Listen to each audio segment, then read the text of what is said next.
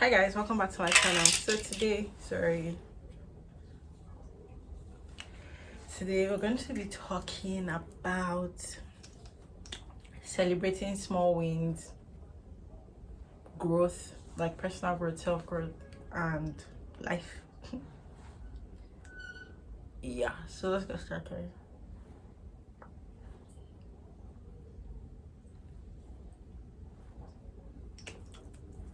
So yesterday I practiced active listening. Oh my god, can you imagine? Eh, eh. Okay, so if you don't know what active listening is, it's when you actually listen to people to understand. You don't interrupt them, you are quiet, and you actually listen to people before you actually give your response. And god, I have kata because I've been sleeping I've been sleeping directly under my fan, and even when one of my nose was blocked, one of my nostrils was blocked, I was still sleeping under the fan because god, the heat in Nigeria is crazy.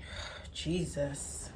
Anyway, so I practiced active listening and it felt really good because in the moment when I was practicing it, I found myself looking at myself and saying, "Oh my god, look at you, you're practicing active listening." And it was so sweet. It was so amazing to find myself like practicing the active listening, because for a very long time I had been trying to work on it and trying to be that person that was intentional about listening to people before I respond, and being intentional about not responding based on my emotions or feelings, but actually listening to people's points.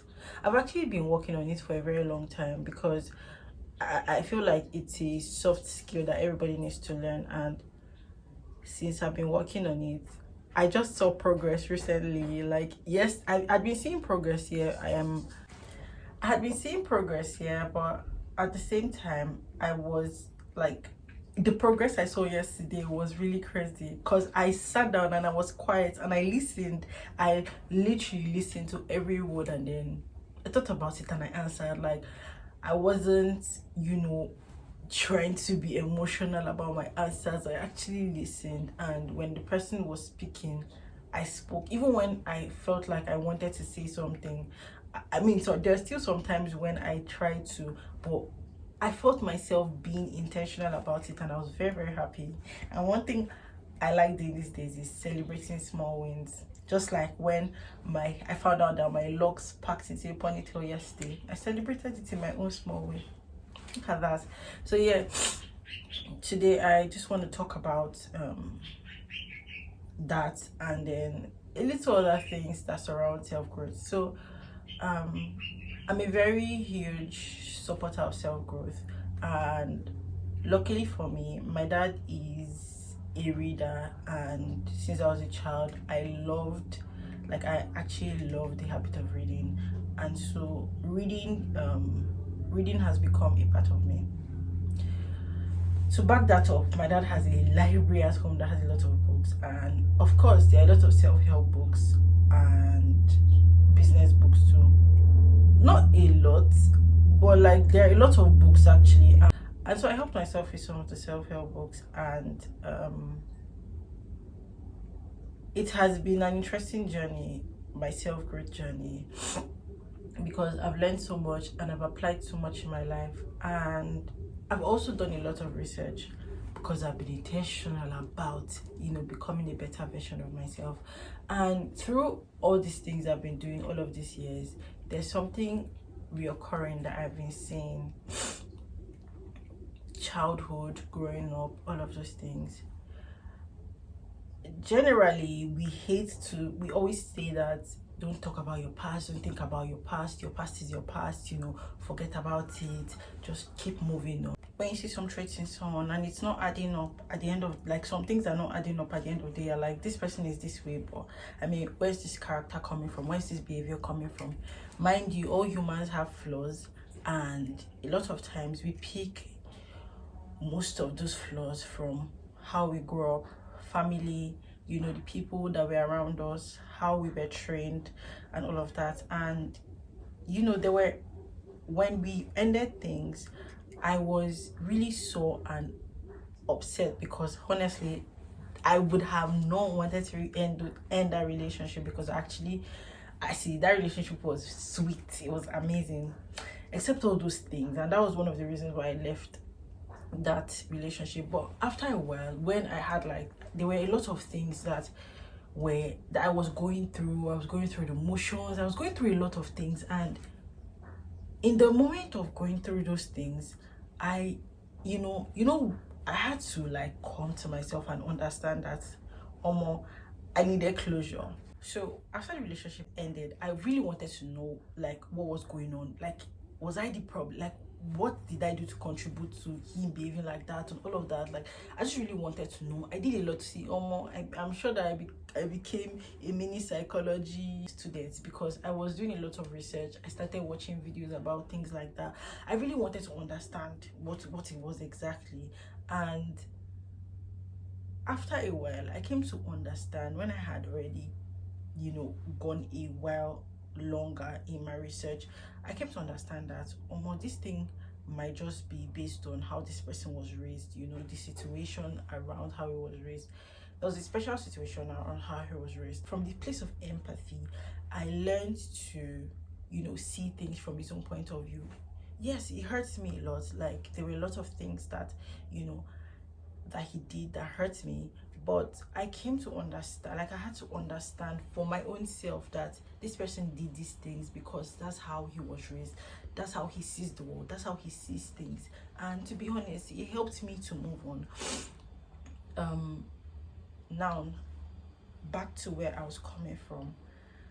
A lot of things that we do, a lot of behaviors that we portray come from how we were raised, what kind of things we faced when we were raised, what kind of beliefs, it's just like, I'm a Christian, do you understand? And I was a Christian from birth, but I had to know God for myself particularly. But that didn't stop me from calling myself a Christian. That didn't stop me from going to church, reading the Bible. That's how I was raised. I was raised to be that person that every Sunday I would go to church. I should pray, in the morning when I wake up. I should pray in the night before I sleep. That's kind of how our normal life is. You can't just, decide that you want to start, train away some behaviors that you have without going back to where it started from, like going back to the roots. Like, okay, how did this start? Which of my parents portrayed this thing? How did I learn about it? Okay, what ways can I use to move on with my life? I went back home in January and had a conversation with my dad, and that conversation helped my life a lot because there were a lot of things that I've been facing in my life. I still face them, and I'm working on them. But based on the conversation we had, I understood where most of these things may be coming from. I feel like it's something that's hereditary in a way, but it's not something that I cannot grow out of. Now, knowing that thing about myself, knowing that thing about my family, knowing that thing about growing up, because it was something I grew up with. It was something that was affecting my life really seriously. So having a conversation with my dad gave me clarity to understand that, okay, this is where the root is coming from, and this is how you can, understand yourself, understand how it came into your life, and understand how you can deal with it. And honestly, I started and I still like do research once in a while to say, okay, this thing that I'm going through, like, what can I do to help myself? How can I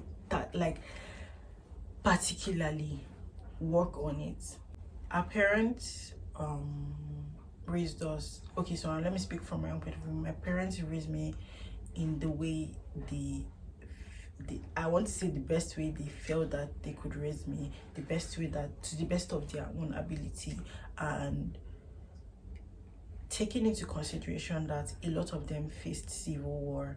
I know my mom has told us several, some stories about the civil war, that's the Biafra War, and my dad too has told us some stories about the Biafra War, and buildings getting swallowed up, them. I mean, I remember my mom told us a particular story about her being a child, and you know how traumatic it was, you know, not eating for a couple of, you know, all of these things put together. If you think about it, how they were raised, going to the farm, all of these things, like this was their reality. And if they want to go back and become better versions of themselves, you know, they would go back to that. I hear my dad a lot of times speak about how he was raised, how, you know, like his history, and then how he became who he was.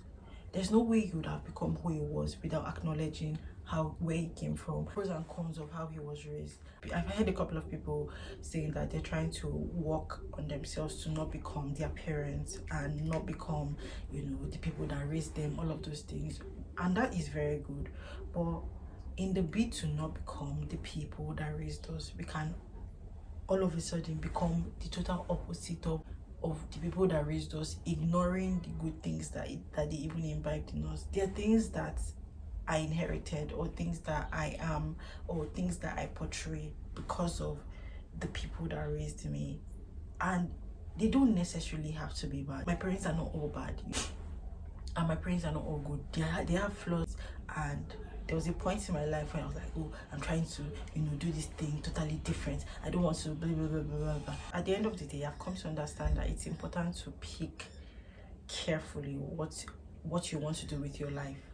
So I've decided that I'm going to pick out the good things that, you know, my parents, the characters, the things that my parents taught me, the things that I learned from them even without them speaking, the things that I picked up as a child. Because children grow by, like, they do things by seeing what their parents do. You can tell a child, oh, don't do this thing, don't do that thing, but if you're doing it, or more, the child will do it now, because if you're like, this is the person that, you know, that has the authority over my life, and look at this person is doing this thing, it means that I can actually do it, you know. So I've learned that running away from just the flaws of my parents, running away from the flaws of what they did, and trying not to be like them in that retrospect is good. But it's also important to pick the things that I've learned from them. So when I have the chance, I sit down with my parents, especially my dad. I sit down with him, I talk with him, and you know, there are things I'm picking from them that, or I've picked from them, that I know that this thing is something that I would hold on to for life. And then the things that I inherited without even knowing, the things that I imbibed, the things that have attached to me, that have clung on to me based on the fact that I was raised in that environment, I'm learning to just let go and, you know, build a life around becoming better than those things. And it doesn't mean that I will not still have flaws, but it just means that I am trying to be proactive about my life and about how I was growing. I think that that's a great way to actually live your life. With this, we have come to the end of this video. If you like it, like, share, subscribe.